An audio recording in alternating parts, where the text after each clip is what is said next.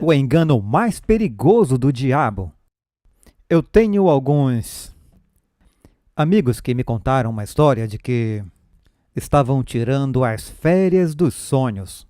Compraram as passagens por conta própria, mas depois compraram online as férias com um belo hotel e praias de areia branca nessa ilha, com refeições incluídas, passeios, mergulho e excursões. Bem, foi um ótimo negócio, foi caro, custou alguns milhares de dólares, mas eles estavam comprando uma semana no paraíso para ambos em um hotel muito bom. Chegaram lá e o hotel disse que não havia nenhuma reserva no nome deles. Procuraram e disseram que não, pediram o recibo, mas descobriram que haviam comprado as férias em um site falso que os havia enganado. A ilha e o hotel estavam lotados. E a única coisa que conseguiram fazer foi se hospedar num hotel com vista para o cemitério e comer com uma colher de chá muito suja, conversando sobre aquela grande decepção. Você acha que está indo para o paraíso e acaba num lugar completamente diferente. Há cerca de 2,2 bilhões de cristãos no mundo hoje e eles se dizem cristãos e se identificam como cristãos. Mas, biblicamente, Jesus disse que pequena é a porta e estreita é a estrada, se você a encontrar. E é por isso que muitas pessoas estão sendo mal orientadas, porque estão vendendo a elas um esquema. E eu quero começar pegando 2 versos da Bíblia que estão em Ezequiel. Na verdade, vamos visitar Ezequiel várias vezes em nosso estudo essa manhã. Ezequiel capítulo 33, e me acompanhem, eu vou ler apenas os primeiros 11 versículos.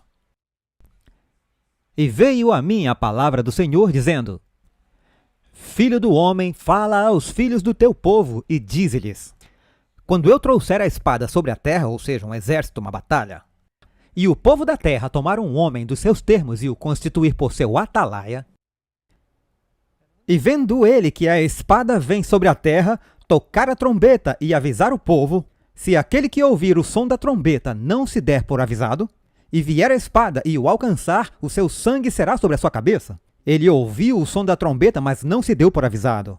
O seu sangue será sobre ele. Nos tempos bíblicos, eles tinham cidades em cima de colinas, em áreas diferentes, com fortificações. A maioria das pessoas vivia em subúrbios e fazendas e trabalhava no campo. Havia alguém que ocupava um lugar de destaque nas muralhas da cidade, e se houvesse um exército se aproximando, eles tinham diferentes maneiras de sinalizar de diferentes pontos altos para que pudessem ver a nuvem de poeira, o brilho das armaduras, e se um exército viesse, eles tinham tempo para tocar a trombeta e avisar os que estavam no campo que ouviam, largavam o que estavam fazendo, corriam para a cidade, onde ficavam protegidos e muitas vezes conseguiam resistir ao ataque. Mas se alguém ouvisse a trombeta e ficasse no campo, se o exército o pegar e o matar, se deu mal. Ele ouviu o som da trombeta, mas não deu atenção. Mas aquele que ouve e recebe o aviso salvará a sua vida.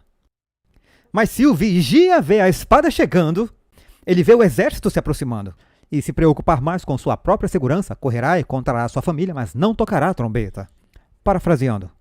E o povo não é avisado. E a espada vier e levar uma vida dentre eles, este tal foi levado na sua iniquidade. Porém, o seu sangue requererei da mão do atalaia. Então o Senhor resume isso e diz: Portanto, ó filho do homem, eu te constituí por atalaia sobre a casa de Israel. Portanto, tu ouvirás uma palavra da minha boca e os advertirá por mim.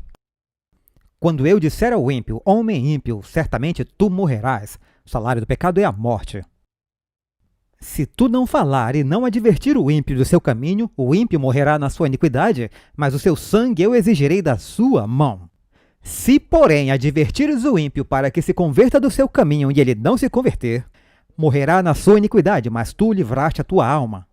Portanto, ó filho do homem, diz à casa de Israel, diz o seguinte: se as nossas transgressões e os nossos pecados jazem sobre nós e neles nos afundamos, como poderemos viver? Se afundam em suas transgressões. Diga a eles como eu disse: vivo eu, diz o Senhor, eu não tenho prazer na morte do ímpio, mas que o ímpio se converta do seu caminho e viva. Convertei-vos, convertei-vos dos vossos maus caminhos. Pois por que razão morrereis, ó casa de Israel? Portanto, é difícil entender mal a mensagem aqui. Deus está dizendo que os ministros têm uma responsabilidade, de certa forma, cada crente, que somos sentinelas sobre o muro para que todos saibam que há um inimigo lá fora que quer nos destruir e que devemos fugir da ira que está por vir, devemos buscar o refúgio que encontramos em Jesus, devemos nos afastar de nossos pecados e se ficarmos apenas definhando em nossos pecados, morreremos.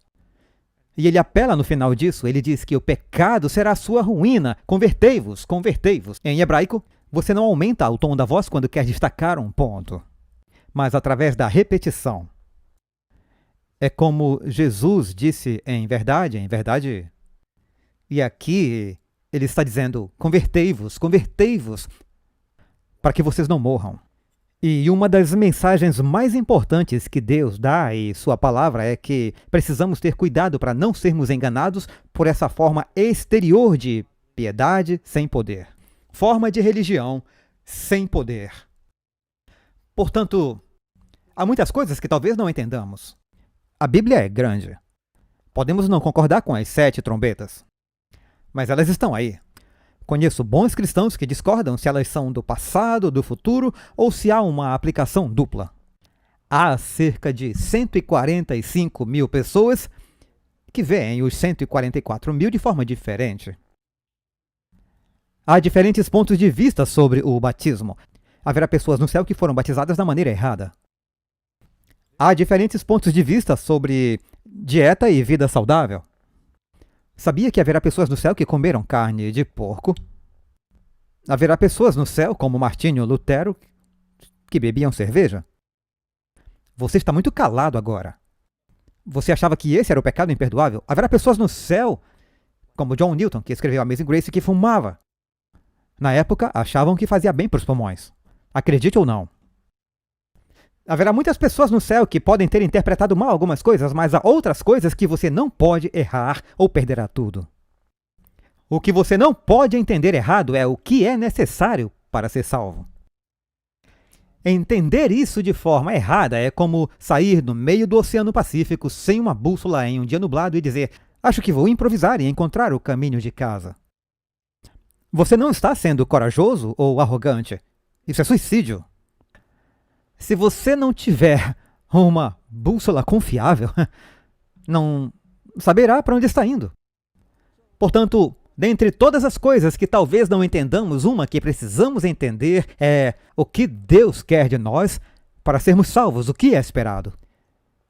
Eu vou dizer agora mesmo qual é o engano mais mortal do diabo. Isso está logo no início. Vá para Gênesis capítulo 3. Vou ler só os primeiros versos aqui. Gênesis capítulo 3.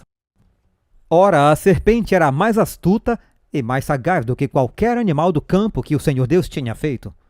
E o diabo a escolheu como seu meio.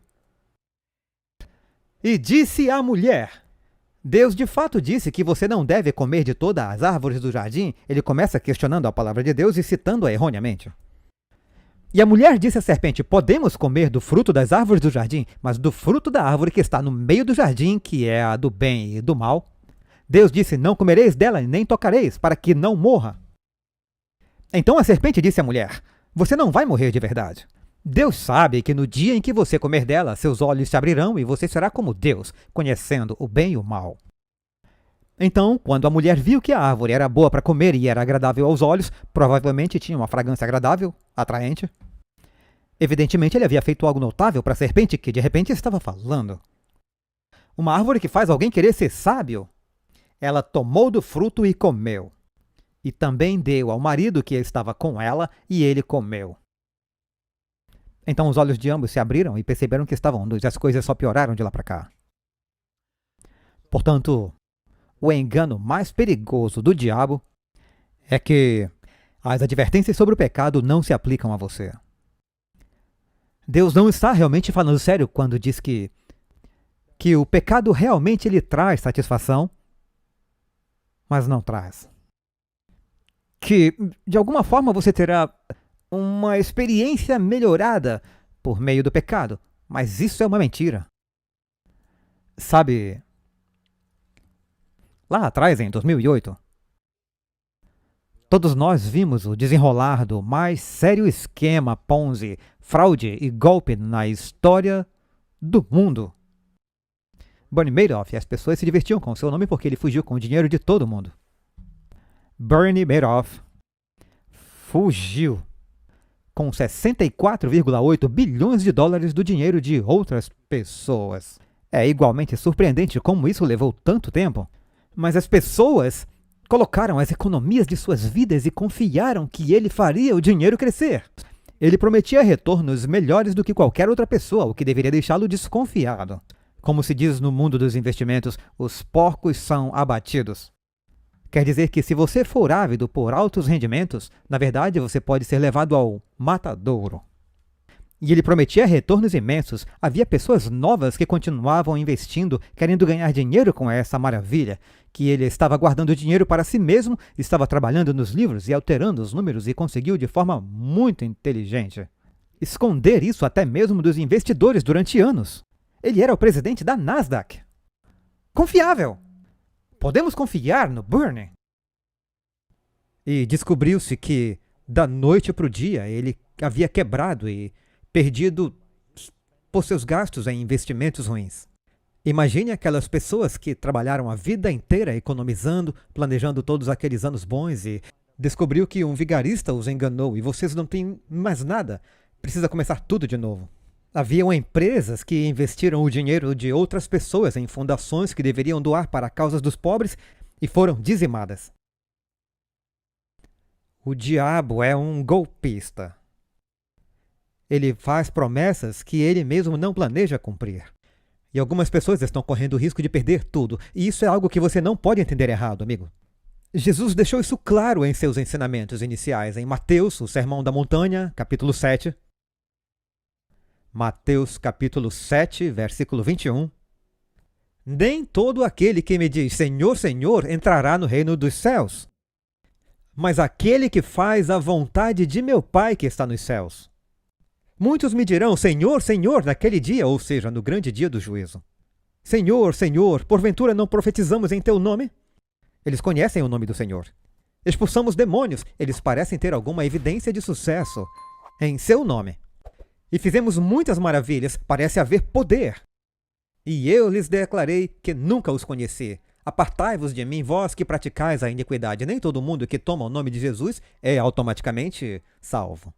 Nem todo mundo que tem evidência de sucesso é automaticamente salvo. Pode haver áreas em que parece que eles expulsaram alguns demônios e têm um poder maravilhoso. Podem até ter o que parece ser um ministério bem-sucedido. Isso não é garantia. O resultado final, Jesus diz, é que se você está praticando a iniquidade, eu não o conheço. Jesus veio para nos salvar não em nosso pecado, mas do nosso pecado. Há muitas pessoas que usam o nome do cristianismo e estão recebendo uma tábua de salvação mortal. Você consegue imaginar alguém caindo do mar em um navio e você sabe, eles têm aquelas boias salva-vidas que são presas em uma corda e a outra extremidade está presa ao barco. E antes de o barco se afastar muito, você deve arremessar a boia para outra pessoa que o agarre e pensa, graças a Deus estou salvo, mas a outra pessoa o desamarrou do barco. E o barco vai embora e o deixa ali. Eles têm apenas a ilusão de que estão salvos, pois foram enganados. Observe, Jesus, quando diz poucos, é poucos. Muitos quer dizer muitos. Muitos quer dizer a maioria, poucos quer dizer a minoria.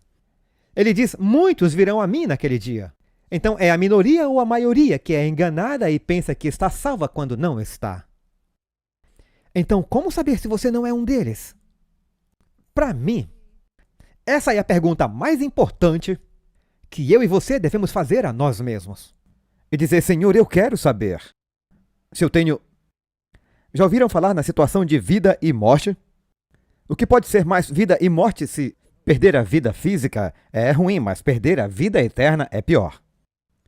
Não ter sua vida eterna em situações de morte é a pior tragédia de todas. Ouvir que a colheita já passou e que o verão já terminou e que não estamos a salvos até aqui é tarde demais.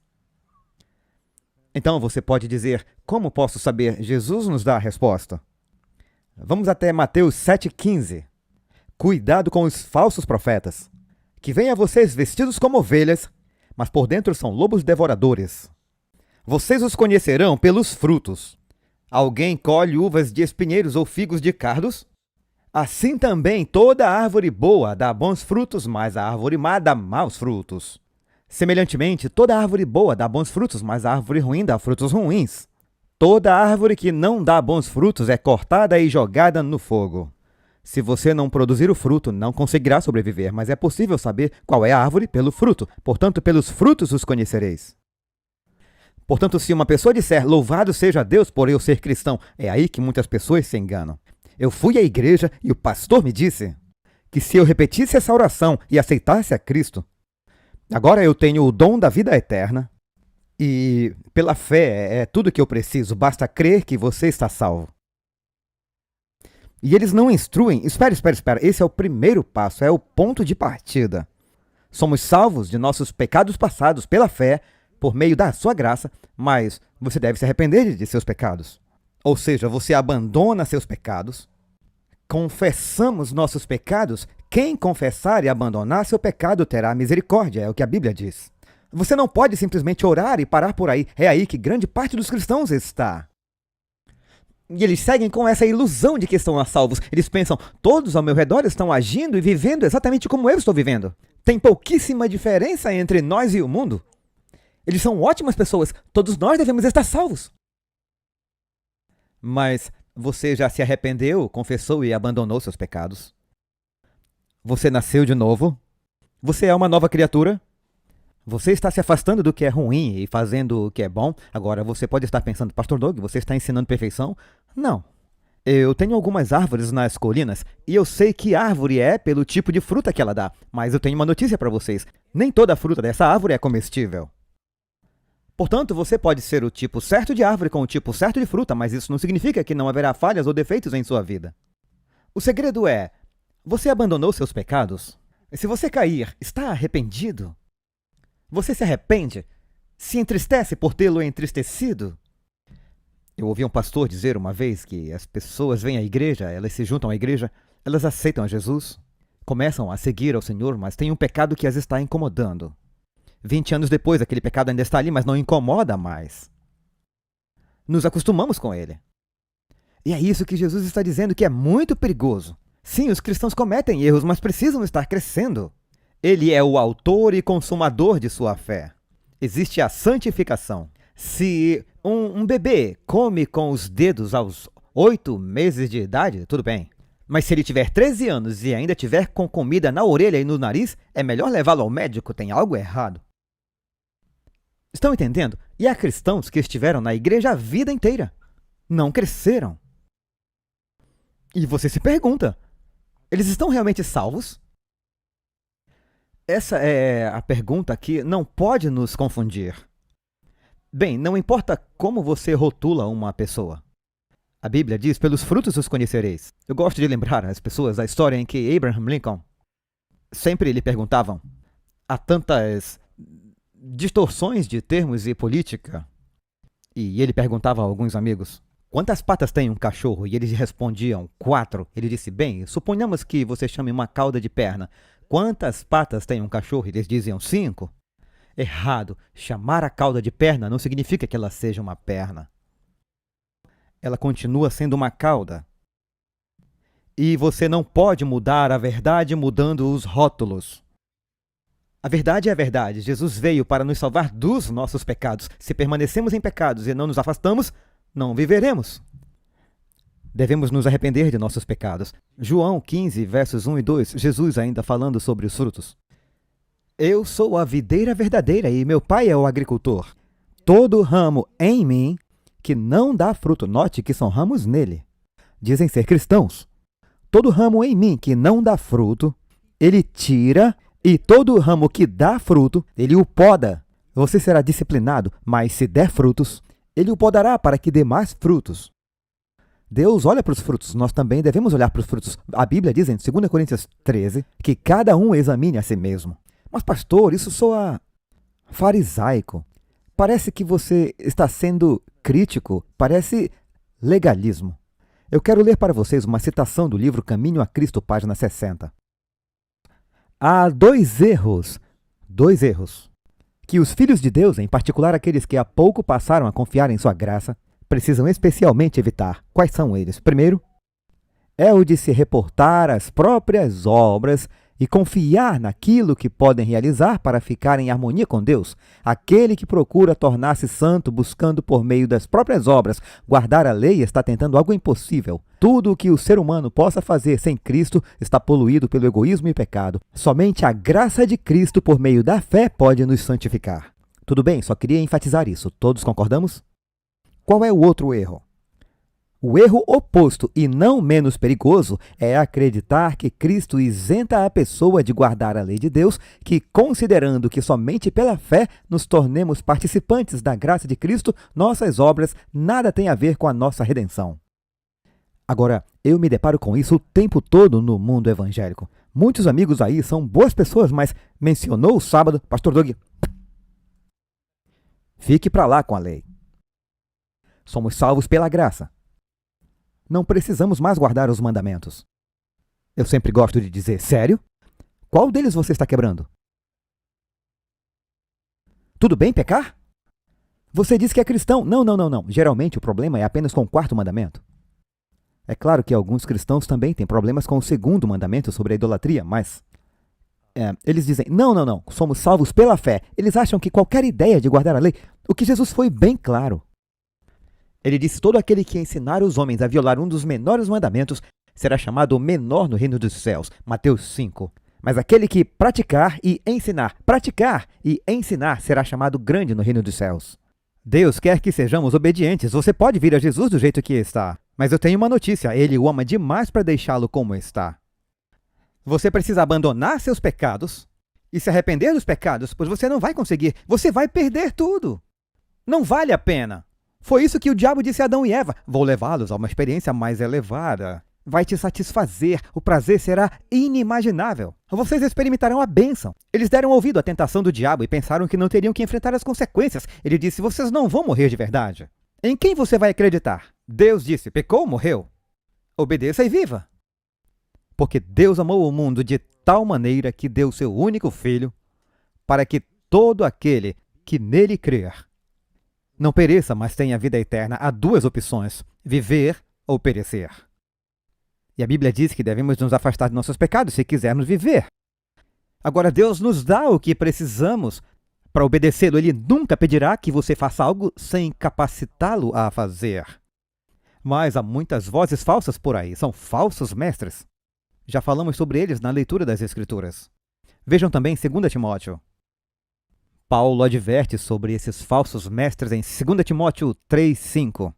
Diz que eles têm uma forma de piedade, mas negam o seu poder. Que tipo de poder é esse? Quando você vem a Cristo e Ele lhe dá o Espírito Santo, Ele lhe dá poder. Jesus vai para o céu, a última coisa que Ele diz é que toda autoridade e todo poder me foram dados. Portanto, ide.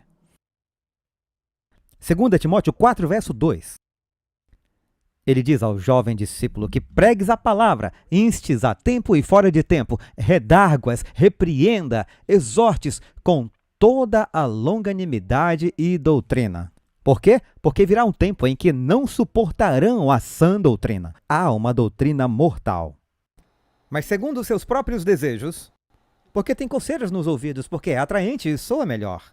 Amontoarão para si doutores e desviarão os ouvidos da verdade voltando às fábulas.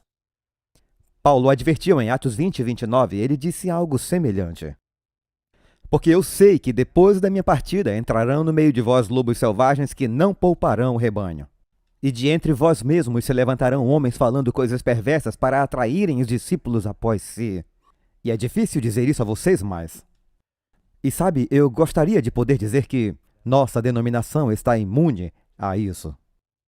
Mas o diabo é o mesmo em todas as épocas. Em Israel houve verdadeiros e falsos profetas. Então sim, mesmo entre o povo de Deus, ele se infiltra em qualquer denominação. Essas ideias sutis de que você pode continuar uma vida de pecado e ainda assim ser salvo, não é verdade. Agora eu quero reiterar, isso não significa que como cristãos você não possa cometer erros, não possa cair. Mas se você for mantido em cativeiro pelo pecado, se está se rendendo voluntariamente ao pecado, se não tiver arrependimento ou remorso pelo pecado, você não está salvo. Os pecados mataram Jesus. Se para você não importa, veja o que o pecado fez com Jesus. E diga que Deus é indiferente. Ele quer que nós sejamos novas criaturas. Isaías 30, verso 9. Esse é um povo rebelde, filhos mentirosos, filhos que não querem dar ouvido à lei do Senhor, que dizem aos videntes que não vejam e aos profetas que não profetizem para nós. Coisas retas, falem-nos coisas suaves. Profetizem o engano, eles querem ouvir mentiras. Eles querem ouvir que Deus veio para que todos pudessem ser ricos e saudáveis. Já ouviram desses pregadores antes? Há um termo diferente para isso, é chamado de ágape desleixado, amor, amor, amor, e não se fala de santidade. Outro termo é chamado de graça ingênua. Então você tem que falar e agarrar. Você pode dizer o que quiser e Deus vai lhe dar o que você quiser. Ele é a sua máquina caça-níqueis nos céus. E ele só está ali para torná-lo uma pessoa próspera. E não são esses os ensinamentos de Cristo. Jesus disse que se quiser me seguir, deve negar a si mesmo. Tomar a sua cruz e me seguir. A Bíblia fala sobre lutar contra o pecado. Lutar. Temos que suportar. Temos de resistir. Há um esforço envolvido no fato de ser um cristão. Pastor Doug, eu achava que era só crer. É verdade, somos salvos inteiramente pela fé. Lembra do exemplo do ladrão na cruz? Ele se voltou para Jesus? E a propósito, o que está acontecendo nessa história, que está no capítulo 23 de Lucas, é que esse ladrão, quando ele foi crucificado, dos ladrões crucificados com Jesus, ambos estavam primeiramente envolvidos na zombaria da multidão, mas eles estavam lá por 6 horas. Em algum lugar do caminho, ele viu as apostas sendo feitas pelas roupas de Jesus. E ele ouviu Jesus dizer, meu Deus, por que me desamparaste? E lembrou de algo que provavelmente ouviu quando era menino na escola sabatina. O Salmo 22 começa com, meu Deus, por que me abandonaste? E depois diz que lançaram sorte sobre as minhas roupas. E sua mente acelerou. É assim quando se está morrendo. Dizem que a adrenalina é liberada e as coisas acontecem muito rápido. Sua mente é vivificada pelo Espírito Santo e ele vê um sinal sobre a cabeça de Jesus. Ele diz, este é o rei dos judeus. E ele ouviu orar, Pai, perdoe-os, eles não sabem o que estão fazendo. O Espírito Santo revelou a ele, esse é o Messias. E ele teve fé para dizer, Senhor. Nem os discípulos o chamaram de Senhor na cruz. Lembre de mim quando entrar em teu reino. Ele não parecia ser um Senhor, ele não parecia ter um reino. Mas ele disse, Senhor, lembra de mim. Ele está dizendo, Senhor, me salva. Jesus, isso é maravilhoso. Mesmo com as mãos pregadas na cruz, isso não impediu o Salvador de salvar. Jesus, imediatamente, por causa da fé nele, ele estendeu a mão para ele e disse, eu te digo hoje, eu te faço uma promessa hoje. Você estará comigo no paraíso naquele dia, porque Cristo não foi naquele dia. Leia João 21. Ele disse, hoje eu te prometo, você estará comigo no paraíso. E aquele homem morreu, salvo pela fé, acreditando na graça de Deus. Agora aqui uma pergunta hipotética, mas você precisa fazer essa pergunta. Suponha que antes de esse homem morresse, depois de aceitar Jesus, se Pilatos enviasse os soldados e dissesse, parece que erramos o nome de alguém, você, na verdade, não deveria ter sido crucificado, nós realmente sentimos muito, por favor, nos perdoe. Pode entrar com uma ação judicial mais tarde. Eles o tirarem da cruz, tirarem os pregos e o levarem para baixo, desamarrarem suas mãos e, de alguma forma, ele se curar. Ele voltaria a roubar e a matar? Ou a graça de Deus, se ele realmente fosse salvo, o teria transformado? Será que ele viveria uma vida diferente? Eu suponho que, se ele fosse realmente salvo, teria tido os frutos da obediência. Lá na cruz, ele se arrependeu. Ele disse ao seu amigo, teme a Deus, pois estamos na mesma condição. Nós estamos recebendo o castigo justo por nossos atos. Mas este homem, falando de Cristo, não fez nada de errado. Então ele disse, Senhor, lembra de mim. Ele confessou publicamente, se arrependeu, acreditou, testificou de Jesus, confessou Cristo publicamente como seu Senhor e seu Senhor. Certo? As pessoas querem Jesus como Senhor, mas não como Rei. Querem um Salvador, mas não querem um Senhor, é o que eu deveria dizer. Não querem alguém lhes dizendo o que fazer. Querem apenas que ele as salve de seus pecados, mas não querem ser salvas do poder do pecado em suas vidas, só da sua penalidade. Se quiser ser salvo, você precisa dos três. Você precisa ser salvo da penalidade, do poder do pecado, e no céu seremos salvos da presença do pecado. Mas, se o Filho o liberta, você deve ser livre. O que significa crer? Frequentemente citamos e às vezes abusamos do versículo em Atos 16:30, onde Paulo e Silas conversam com o carcereiro de Filipos. E ele diz: o que eu devo fazer para ser salvo? Eu amo quando alguém me faz essa pergunta. Estudando com um casal, a esposa me perguntou diretamente: o que precisamos fazer para ser salvos? Eu disse: ainda bem que você me perguntou. Então Paulo disse: creia no Senhor Jesus Cristo e você será salvo, você e sua família. O que as pessoas pensam quando você fala crer?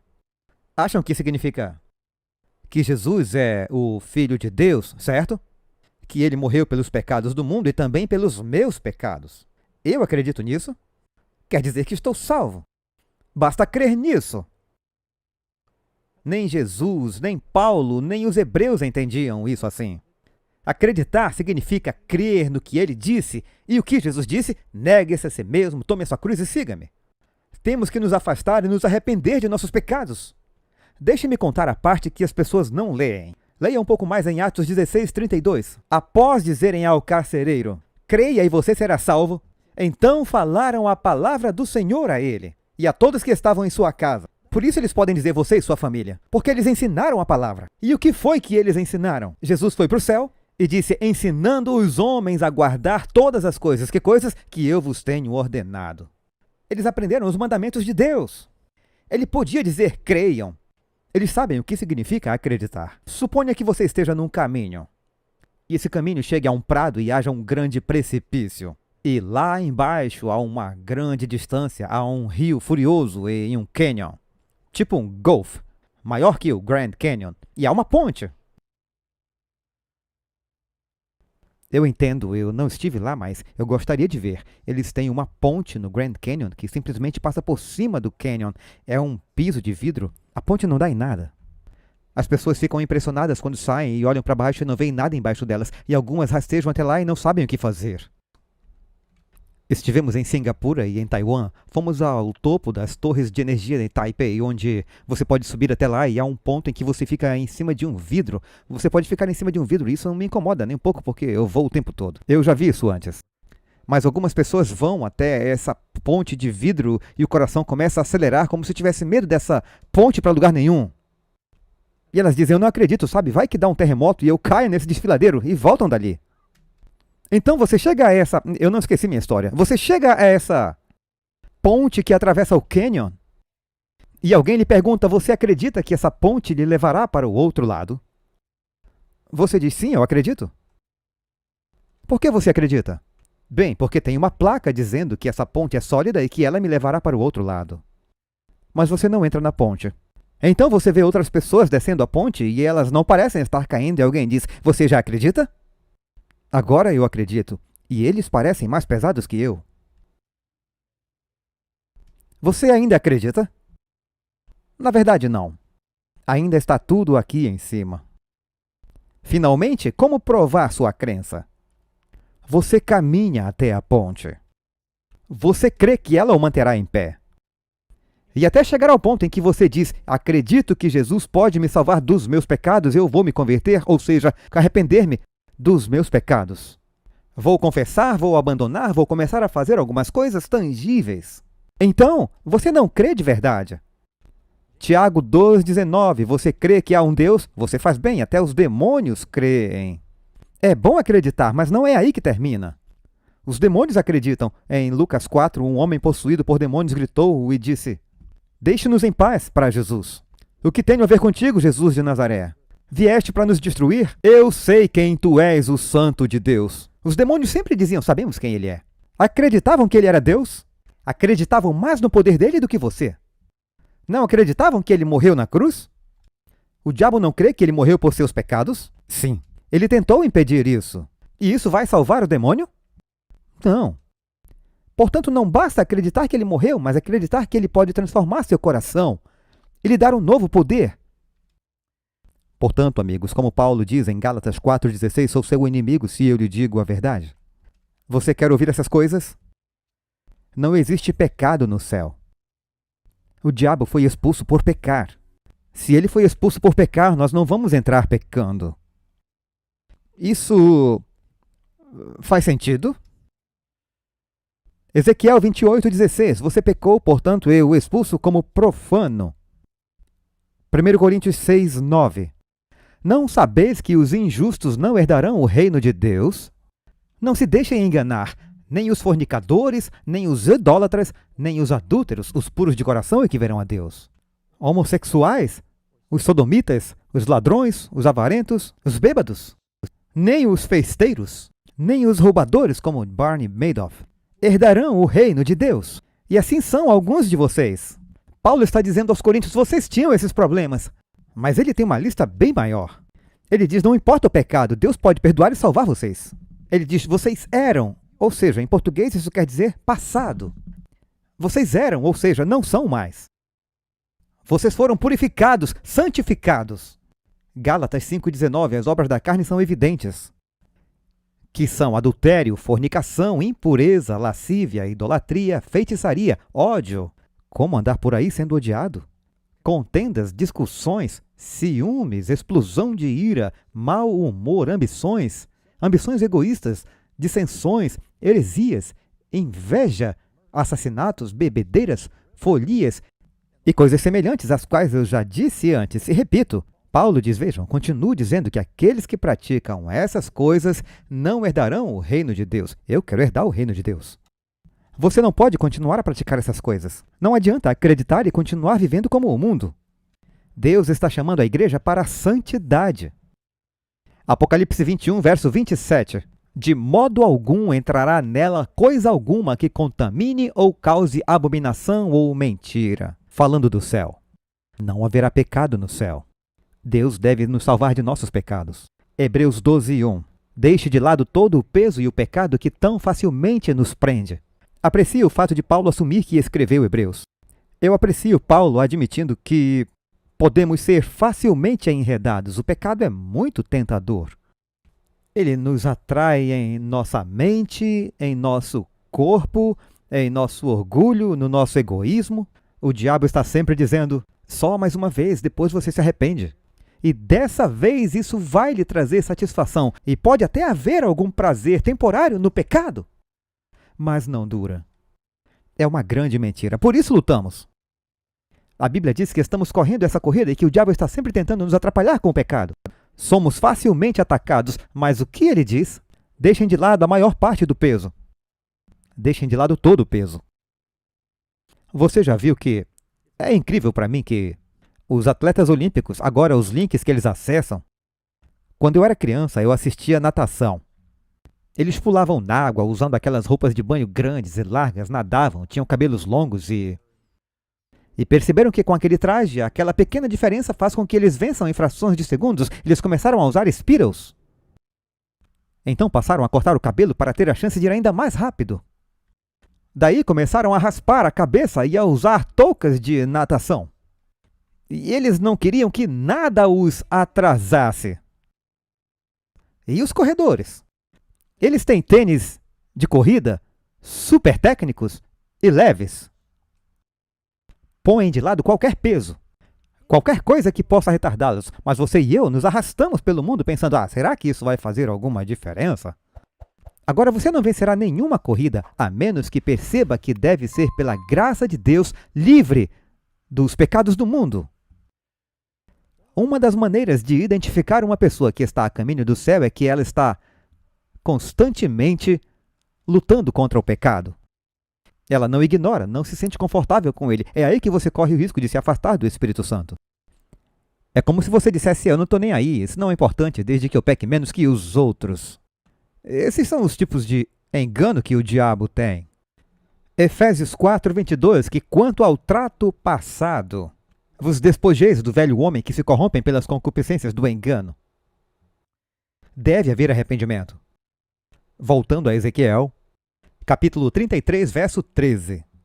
Quando eu disser ao justo que ele certamente viverá, mas ele confia na sua própria justiça e cometeu iniquidade, nenhuma de suas obras de justiça será lembrada. Por causa da iniquidade que cometeu, ele morrerá. Não desanime, ouça isso. Novamente, quando eu disser ao ímpio que você certamente morrerá, se ele se afastar do seu pecado e fizer o que é legal e correto, aqui há algo específico. Se o ímpio restaurar a promessa, devolverá o que roubou. Então você tem pecado em sua vida e pegou emprestado o soprador de folhas do seu vizinho e se esqueceu de devolvê-lo nos últimos 2 anos. Porque ele se mudou para 4 quarteirões de distância, então você acha que ele nem vai lembrar de que você está com o soprador de folhas dele. Mas você veio a Jesus, e o Espírito Santo diz, toda vez que você pegar aquele soprador de folhas, pegar algo emprestado por 2 anos, isso é roubo. Mas eu quero ir para o céu, Jesus diz, devolva o soprador de folhas. Senhor, eu vou ficar de fora por um soprador de folhas? Sim, por causa do seu coração. Você iria para o céu. Vou dizer de novo, você iria para o inferno. Por roubar uma caneta, assim como por roubar $1 milhão. Se você entrar e perceber que está num banco, aqui nesse banco tem dinheiro meu, então eu vou levar essa caneta. Você acabou de roubar. As canetas não são um brinde. Você tem o espírito do roubo no seu coração. Não precisa ser $1 milhão. Você acabou de fazer o que Bernie Madoff fez. Roubo no coração. O que você tem que fazer? Se o ímpio restaurar o penhor, devolver o que roubou, andar nos estatutos da vida... Eu ouvi falar de um pregador que passou pela Escócia fazendo um reavivamento e pregando nos estaleiros. Ele falou sobre arrependimento e restauração. Às vezes basta ir até a pessoa e pedir desculpas. Escrever todos os erros que puder. Agora, você e eu sabemos. Eu costumava roubar, mas não posso voltar e pagar todas as pessoas que roubei porque nem sei quem elas eram, onde moravam, estava escuro. Quer dizer, há coisas que não dá para fazer, certo? Às vezes não dá para, como dizem, arrumar ovos mexidos. Mas quando o Espírito Santo coloca algo em seu coração, houve um caso em particular que eu sabia que havia roubado um empregador. E anos depois voltei para consertar a situação. E eu tive que pedir desculpas à minha madrasta por ter roubado seu Jaguar XKE e tê-lo destruído. Eu o destruí em marcha ré. Eu estava dando ré e bati. Depois levei o carro para casa, ainda andava. Estacionei na frente de casa e fui dormir. Ela acordou e pensou, alguém entrou na nossa garagem. E bateu no carro, pois felizmente ele estava batido na traseira. Daí ela saiu e ficou reclamando pela casa como se alguém tivesse destruído seu Jaguar. Eu nunca disse nada. Anos depois me tornei cristão e disse, Beth, precisamos conversar.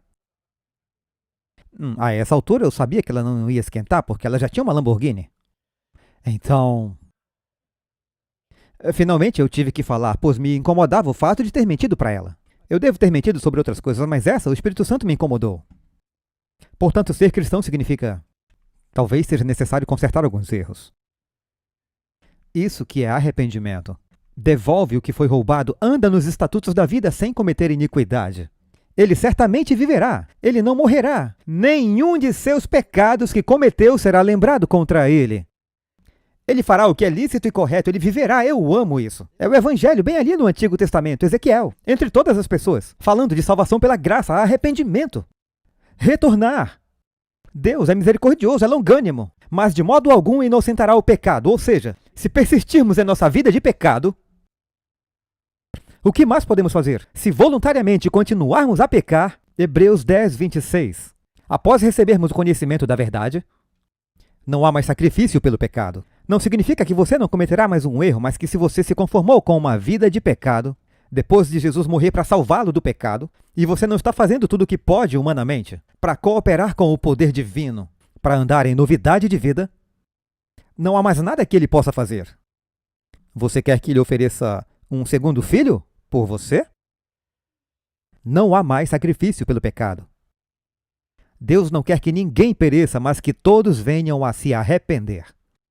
Jesus disse, Lucas 13, 1, eu lhes digo que se não se arrependerem, todos vocês perecerão da mesma forma. Jesus está nos advertindo. João 5,14, depois disso, Jesus encontrou um homem no templo. Era um aleijado que foi curado no tanque de Betesda. Ele disse, veja, você ficou bom, não peque mais. Não volte à sua vida de pecado para que não lhe sobrevenha coisa pior.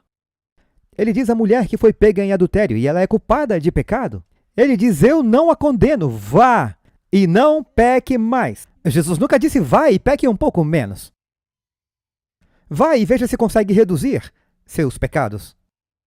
Apenas reduza, peque menos que as pessoas a seu redor. Aqui em Tiago 4, verso 7, ele nos diz: portanto, submetam-se a Deus, resistam ao diabo, e ele fugirá de vocês. Acheguem-se a Deus e ele se achegará a vocês. Limpem suas mãos, pecadores, purifiquem seus corações. Não se trata apenas de suas ações, suas mãos. É o coração e a mente. Os puros de coração verão a Deus. Portanto, Deus quer que sejamos puros em ação e em pensamento. Ele diz: limpem suas mãos, pecadores, purifiquem seus corações, pessoas de mente dupla, lamentem e chorem por seus pecados. Que seu riso se transforme em luto, mas ele não nos deixa assim. Humilhem-se diante de Deus e ele os elevará. Ele não quer mantê-lo assim, mas precisamos dar conta do pecado quando cometemos. Não é suficiente apenas ouvir a palavra. Ele quer que sejamos cumpridores da palavra. Nem todo o que diz Senhor, Senhor, mas aqueles que fazem a vontade de meu Pai. Lucas 6,46, por que me chamais Senhor e não fazeis o que eu digo? Mateus 7,24, aquele que ouve estas minhas palavras e as pratica é como um homem prudente que constrói sobre a rocha. Apocalipse 22,14, bem-aventurados são aqueles que cumprem os seus mandamentos.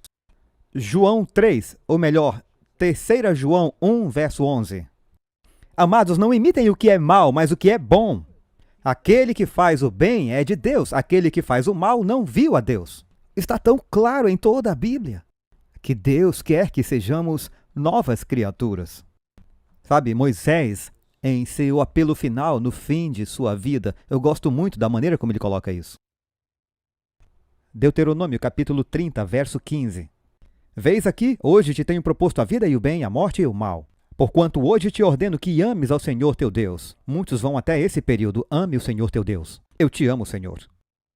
E Jesus diz, bem, se você me ama, como você demonstra isso? Guarde meus mandamentos.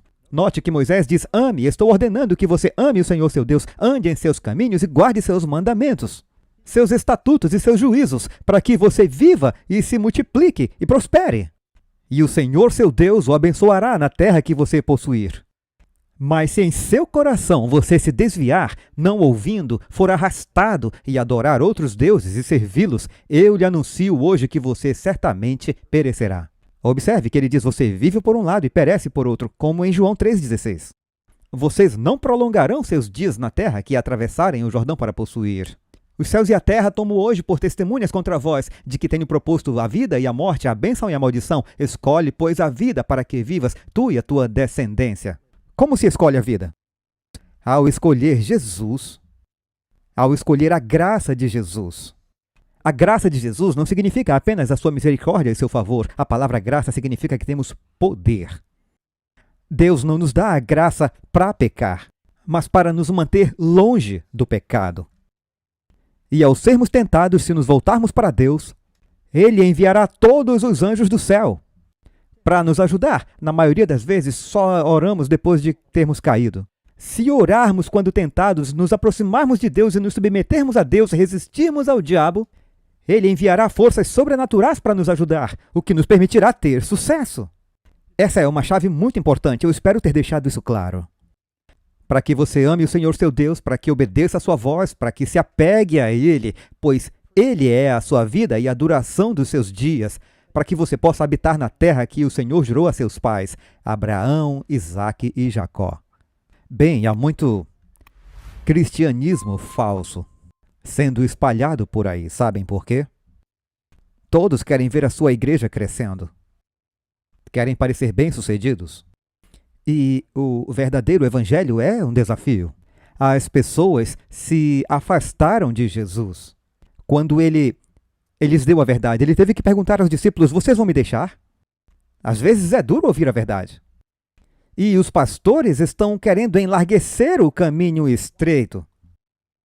Mas, independente do que o pastor diga, se não seguir a palavra de Deus, essa estrada não mudou de tamanho nem de direção. E estamos mais interessados em quantidade que em qualidade. Eu fui evangelista por anos, numa reunião evangelística.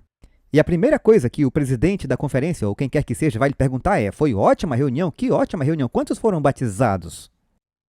Apenas 2. Eu disse, Havia outros que queriam se batizar, mas não estavam preparados. Viajando e trabalhando em todo o mundo, eu já vi discussões com pastores e até mesmo com líderes de conferências em que eles queriam batizar todo mundo. Você já estudou com eles? Eles sabem o que significa esse compromisso? Eles estão prontos para... Vieram para a igreja semana passada? Não, mas eles estão vindo. Pessoas estão sendo batizadas em eventos emocionais que nunca foram à igreja. É como as pessoas que se casam no primeiro dia em que se conhecem, e esses casamentos podem parecer bonitos, mas não duram. Portanto, num esforço para tentar aumentar o cristianismo, muitas vezes estamos prejudicando as pessoas que entram na igreja, baixando o padrão para torná-la mais atraente. Pastores fazem pesquisa de mercado e dizem: vamos descobrir o que a comunidade precisa, ou melhor, o que a comunidade gosta. Eu sei que você quer ministrar e saber quais as necessidades, mas construir todo um culto em torno de... As pessoas não querem ter que parecer respeitáveis quando vêm à igreja, porque dá muito trabalho se vestir bem, então diga a elas para virem de bermuda e camiseta e chinelo de dedo. Se deu fome quando vierem? Traga dunas se estiverem cansados, dê café. Só descubra o que eles querem. A igreja pode crescer. Eles não gostam dos hinos. Dê a eles uma música mais animada. Faça com que seja divertido. Esse é o tipo de mentalidade de muitas igrejas atualmente. E há algumas pessoas que estão, sabe... Eu preciso ter cuidado com o que estou dizendo.